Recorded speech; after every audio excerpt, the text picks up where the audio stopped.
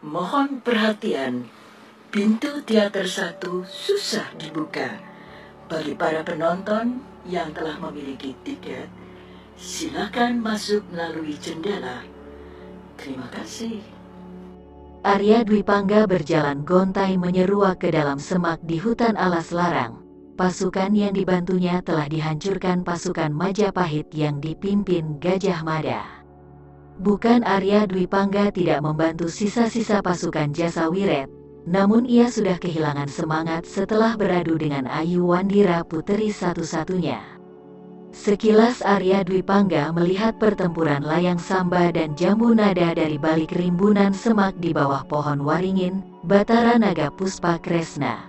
Gumam Arya Dwi Pangga dengan tatapan kosong ke arah Jambu Nada yang sedang merapalkan ajian Batara Naga Puspa Kresna. Aku sudah tidak berhasrat, lebih baik aku pergi. Guman Arya Dwi Pangga membalikkan tubuhnya ke belakang menyusuri semak. Akhirnya Arya Dwi Pangga melewati tempat jatuhnya tubuh Jasawiret yang tidak sadarkan diri setelah beradu ajian tapak segara geni dengan sabda Naga Puspa Kresna Arya Kamandanu. Tubuh Jasawiret menghitam. Wajahnya berwarna hitam, dari ujung bibirnya mengalir darah yang tidak berhenti walaupun perlahan. Namun hal itu membuat Arya Dwi Pangga yang menemukan tubuh Jasawiret yang sudah sekarat, ingin menolongnya. Tanpa menunggu lebih lama lagi, dengan sigap Arya Dwi Pangga memangku tubuh lunglai Jasawiret dan berlari keluar dari hutan alas larang. Arya Dwi Pangga teringat tempat pertapaan sementara Ki Panumerta. Dengan entengnya tubuh Arya Dwi Pangga terbang memondong Jasawiret. Malam sudah meninggalkan hutan alas larang, begitu juga dengan goa batu di tepian sungai dekat desa Woro. Kicauan burung-burung di sekitar sungai Woro menandakan kembalinya sang surya menerangi keagungan sang pencipta. Sudah hampir terkuras tenagaku, Raden belum siuman juga, gumam Arya Dwi Pangga menatap nanar tubuh Jasawiret. Arya Dwi Pangga teringat saat dia buta dan terluka parah hingga kehilangan kesaktiannya. Dikisahkan di tutur tinular bahwa Arya Dwi Pangga bertemu dengan Empu Lunggah. Seperti biasa nafsu membunuhnya muncul, namun dia tidak berdaya melawan Empu Lunggah, karena Empu Lunggah menggunakan ilmu rajut busana, yaitu sebuah ilmu yang dapat menghilangkan kesaktian seseorang. Arya Dwi Pangga akhirnya kehilangan kesaktiannya. Jurus pedang kembar dan kidung pamungkas tidak berarti lagi. Tak lama kemudian mata Arya Dwi Pangga buta. Hal itu disebabkan karena kutukan seorang pertapa yang bernama Resi Wisambudi yang telah dibunuhnya. Luas juga ruangan di goa batu ini. Arya Dwi Pangga berjalan melihat-lihat beberapa ruangan di dalam gua batu. Cahaya matahari masuk dari mulut goa. Semakin ke dalam goa, cahaya itu semakin redup dan akhirnya hanya ada kegelapan. Ruangan-ruangan itu tidaklah besar, hanya seukuran satu tombak ke dalam dan satu tombak tanpa daun pintu. Ada baiknya aku tinggal sementara di sini. Setidaknya bisa menghindari pengejaran pasukan Majapahit. Tiba-tiba terdengar suara lirih dari pembaringan beralas daun-daun kering di sudut timur goa. Air, air, air. Arya Dwi Pangga segera memberi Jasawiret apa yang diminta. Oh, Kakang Dwi Pangga, ujar Jasawiret lirih. Raden, istirahatlah, sahut Arya Dwi Pangga menurunkan kembali kepala Jasawiret di pembaringan.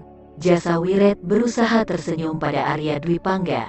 Dengan cekatan Arya Dwi Pangga menotok beberapa simpul nadi junjungannya itu, berniat melindungi jantung Jasawiret dari hal yang tidak diinginkan.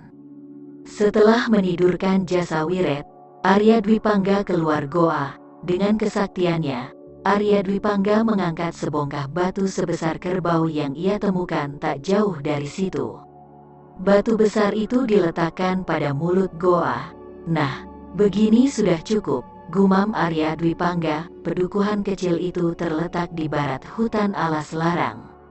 Arya Dwi Pangga sudah berganti pakaian dengan pakaian petani yang diambil dari jemuran salah satu rumah tepian pedukuhan.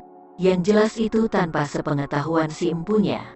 Dengan muka tanpa dosa, Arya Dwi Pangga berjalan masuk ke dalam pedukuhan itu.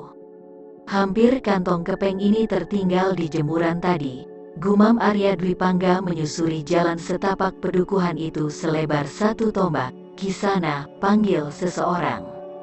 Arya Dwi Pangga berhenti dan mendekati orang itu. Iya, Ki, jawab Arya Dwi Pangga. Maaf Kisanak, aku tidak pernah melihat Kisana di pedukuhan kami ini. Sahut orang tua berusia kira-kira 60-an itu. Oh, iya Ki, aku dari Kurawan, balas Arya Dwi Pangga. Kurawan, ya, ujar orang tua itu. Iya, Ki, balas Arya Dwi Pangga senyum-senyum. Kisana, mari mampir ke pondok, situasi sekarang tidak aman, sahut orang tua itu mengajak Arya Dwi Pangga ke pondoknya. Tidak aman? Tanya Arya Dwi Pangga mengikuti orang tua itu ke jalanan setapak di bahagian barat. Iya, kemarin terjadi perang di hutan Alas Larang, perang pasukan Majapahit dengan pemberontak dari Sedang. Sekarang prajurit-prajurit Majapahit mencari sisa-sisa pemberontak itu. Pedukuhan ini tak luput dari pemeriksaan dari para prajurit Majapahit, sahut orang tua itu. Arya Dwi Pangga manggut-manggut. Rumah itu terletak di ujung bagian barat pedukuhan, agak jauh dari rumah lainnya. Di depan rumah terhampar tanaman-tanaman palawija dan sekeliling rumah dikelilingi barisan bambu wulung. Dari jalan setapak yang tadi mereka lalui, rumah itu tak terlalu nampak jelas tertutup barisan bambu wulung. Yang tampak dari jalanan itu hanya tanaman-tanaman palawija. Sekitar 20-an tombak dari jalanan utama ke rumah itu, ada jalanan setapak menuju halaman rumah orang tua itu, yang lebarnya hanya 2 bahu orang dewasa. Mari Kisanak, ujar orang tua itu mempersilakan Arya Dwi Pangga masuk.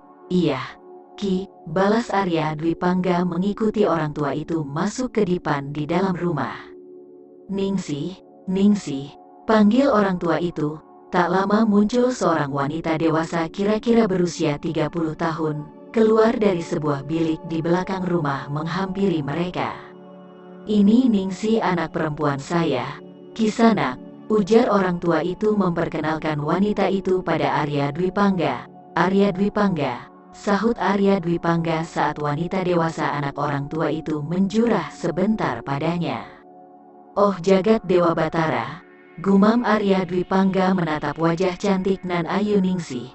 Kenapa, Nak Dwi Pangga? Tanya orang tua itu padanya melihat raut muka Arya Dwi Pangga berubah pucat saat menatap Ningsih anak semata wayangnya. Tak mungkin, tak mungkin, gumam Arya Dwi Pangga seolah tuli tak mendengar pertanyaan orang tua itu padanya. Nak Dwi Pangga, panggil orang tua itu padanya sambil menepuk bahu kanan Arya Dwi Pangga. Oh iya, Ki, sahut Arya Dwi Pangga tersadar. Ada apa, Nak Dwi Pangga? Tanya orang tua itu lagi. Maaf Ki, oh iya, kalau boleh tahu, nama Aki siapa? Balas Arya Dwi Pangga salah tingkah diliatin orang tua itu dan Ningsih anaknya. Hahaha, nama saya Randu, jawab Ki Randu. Ningsih, buatkan jade wedang, rebus ubi kayu dan panggangkan beberapa ekor ikan hasil pancinganmu kemarin, kata Ki Randu pada Ningsih. Ningsih mengangguk mengiyakan pada Ki Randu dan melirik sejenak ke Arya Dwi Pangga. Arya Dwi Pangga jelas melihat lirikan wanita dewasa itu, namun dia pura-pura menatap awan di luar jendela.